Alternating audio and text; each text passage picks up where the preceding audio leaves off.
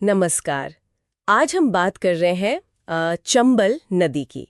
हमारे पास एक काफी अच्छा स्रोत है, चंबल उद्गम से संगम तक एक परिचय। तो आइए इसी के जरिए इस नदी की पूरी कहानी, इसकी जो खासियतें हैं और इसका क्या महत्व है, उसे समझने की कोशिश करते हैं। शुरुआत करते हैं इसके जन्म स्थान से, मतलब कहाँ से निकलती है ये। ये नदी मध्य प्रदेश में इंदौर के पास विंध्याचल की जो जाना पाव पहाड़ियां हैं वहां से निकलती है, करीब 854 मीटर की ऊंचाई से। हाँ बिल्कुल। और यहाँ देखिए, एक इंटरेस्टिंग बात है इसके बहाव को लेकर। ये पहले ना उत्तर की तरफ बहती है, मध्य प्रदेश से निकलकर राजस्थान में जाती है और फिर अचानक से पूर्व की ओर मुड़ जाती है और उत्तर प्रदेश में इटावा के पास वहां ये यमुना में मिल जाती है। अच्छा, तो ये सीधा नहीं बहती, मतलब पहले नॉर्थ फिर ईस्ट। जी हाँ, और ये छोटी बात नहीं है, क्योंकि ये यमुना की सबसे बड़ी सहायक नदी है। मतलब इसका वॉल्यूम, इसका आकार काफी बड़ा है। बिल्कुल, और इसका सफर भी तो लंबा होगा फिर। हाँ, काफी लंबा।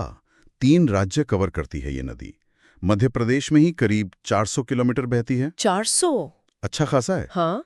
फिर राजस्थान में लगभग 360 किलोमीटर हम्म। और फिर उत्तर प्रदेश में, जहां ये यमुना से मिलती है, वहां करीब 30 किलोमीटर।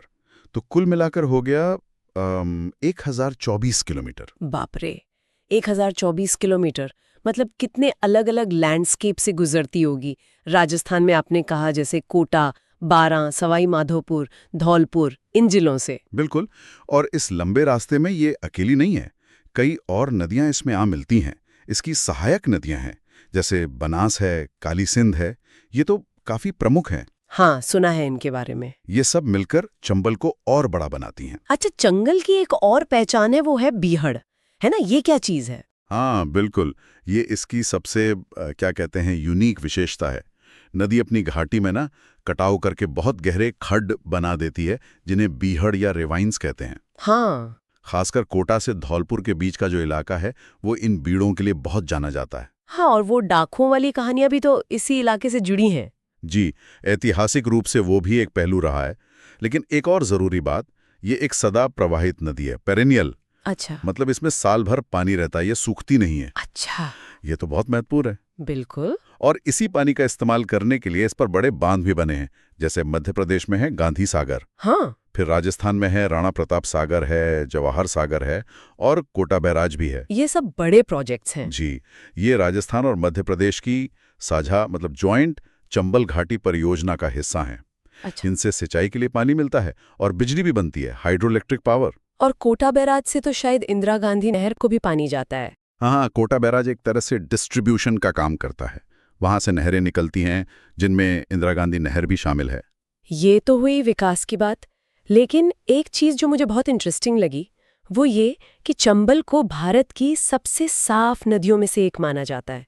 ये कैसे संभव है आज के टाइम में? हाँ, ये वाकई हैरान करने वाली लेकिन अच्छी बात है।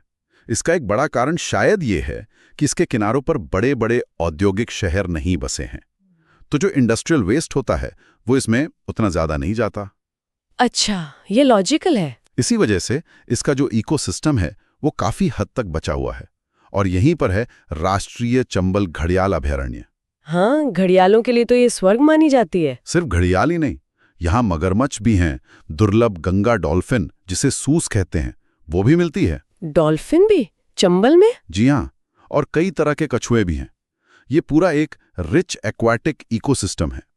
इसीलिए तो इसे रैमसर साइट का दर्जा दिलाने का भी प्रस्ताव है। वाह, ये तो बहुत बड़ी बात है।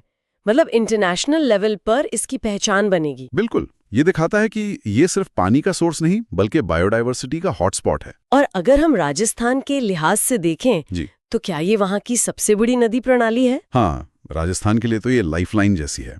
और ये राज्य की अकेली ऐसी नदी है जो सीधे जाकर यमुना में मिलती है और फिर गंगा सिस्टम का हिस्सा बनती है। अच्छा, ये अकेली है, ये फैक्ट तो इसे और खास बनाता है। जी। तो कुल मिलाके हमने देखा कि चंबल सिर्फ एक नदी नहीं है।